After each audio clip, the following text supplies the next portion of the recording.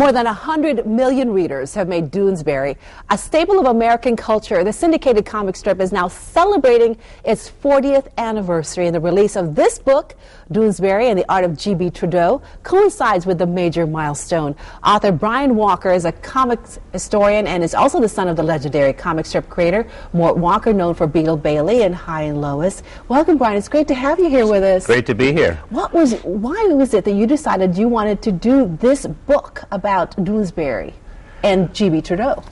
Well, I've known Gary since about 1974, and in 1983 I did an exhibition of his work at the Museum of Cartoon Art, which is in Rye Brook, New York at the time.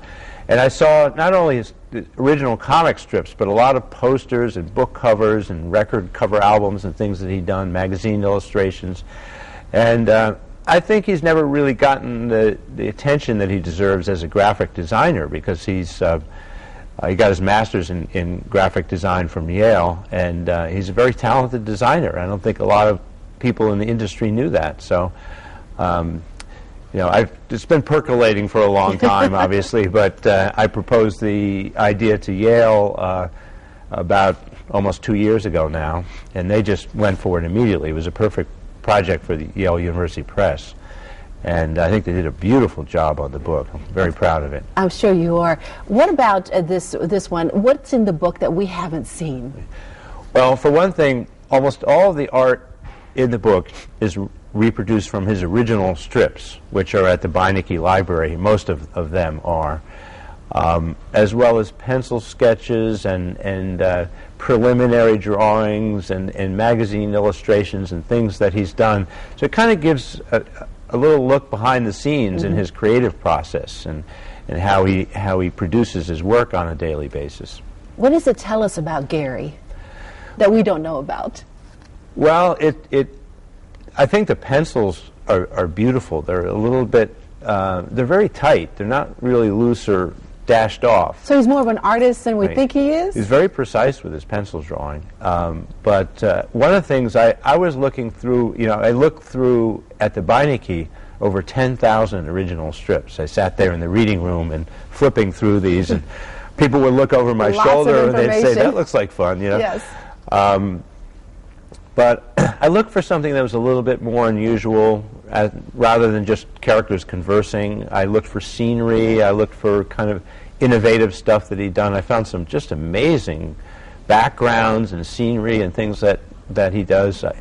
I asked him, because, you know, a cartoonist is working on a daily deadline, so they don't have time to do a lot of research and go on location and scout places, you know, because the Doonesbury the strip has been all over the world, you know, in Vietnam and in Pago and Walden Puddle and all kinds of places. Some of the characters are actually based on real people?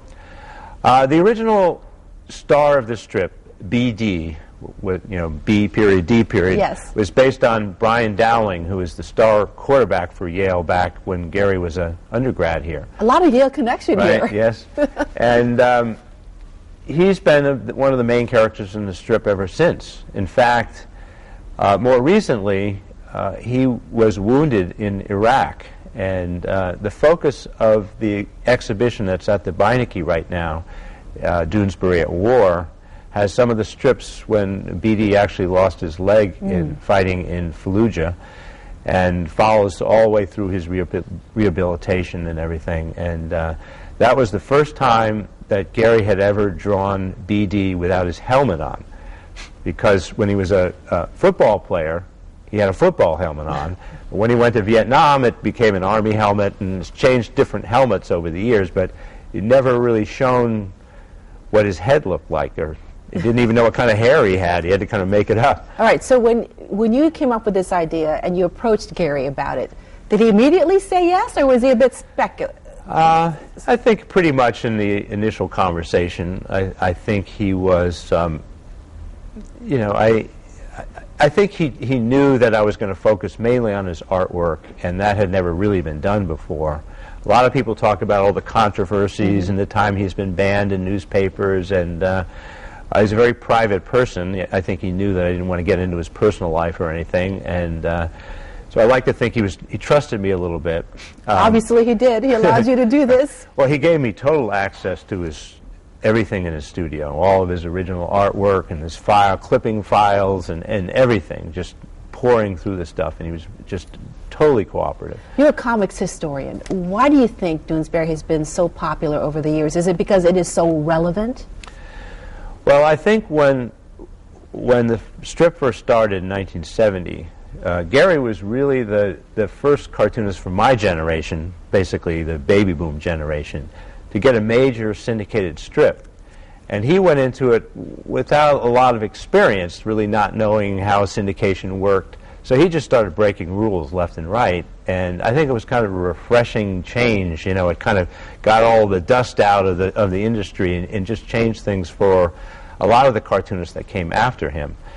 And I also think he's somebody that has really evolved, and the strip has changed with the times.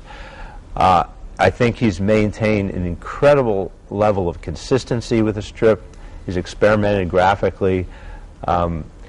It's hard for a cartoonist that does a syndicated strip to be consistent. Absolutely. And the name of the book, again, is Doonesbury, The Art of G.B. Trudeau.